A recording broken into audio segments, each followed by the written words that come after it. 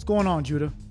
As you're aware, over the last few decades, the likelihood of you using deadly force against another person in America has increased. We won't get into the details today, but some of the sources attribute the rise to the implementation of the Stand Your Ground law, which started in Florida in 2005. Today, however, I'm going to help you answer what's become somewhat a difficult question to answer, which is, when is it legal to shoot? Realistically, it's only difficult to answer because federal, state, and local lawmakers are more for the rights of criminals than law-abiding citizens.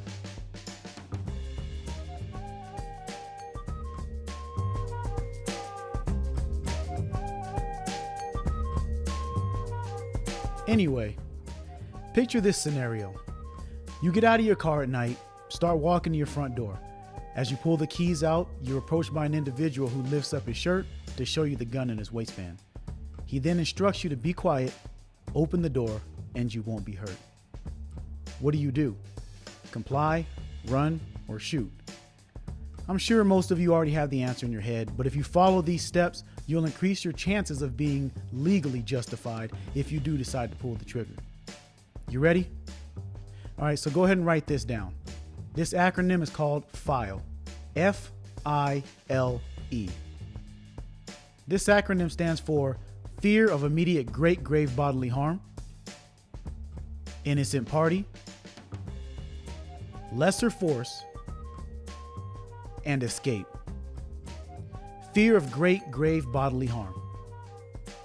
The word immediate is slightly subjective, but according to the Tueller drill, which states that an attacker with a melee weapon can cover a distance of 21 feet in approximately 1.5 seconds, the attacker doesn't have to be within arm's reach for it to be considered immediate.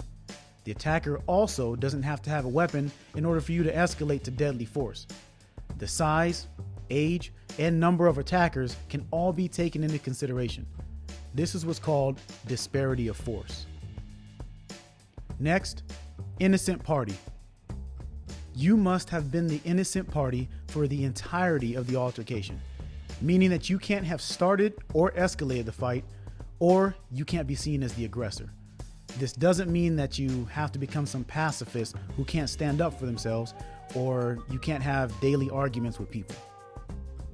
No lesser force available. You have no obligation to use lesser force before you use deadly force, but if you're able to stop the attack with lesser force, it should at least be considered.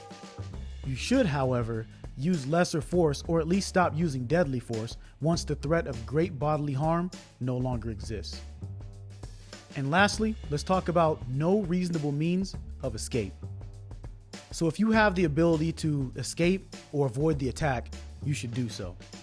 You do not have to escape the situation if doing so will put you in a worse situation, and you aren't required to leave loved ones behind in order to get yourself to safety.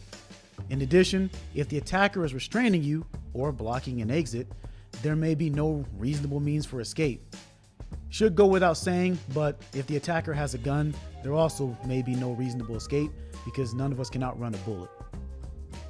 Lastly, remember that you must apply the reasonable person's test. Ask yourself, would a reasonable person have acted the same way that I did if they were placed in the same situation? Also, you must be able to articulate to a judge and a jury, not the cops, why you were legally justified in using deadly force. So this was a short and condensed discussion on whether you would be legally justified in using deadly force. For more information or a more in-depth class on this or other subjects, contact me by phone or email. And as always, be blessed, be safe, and be vigilant.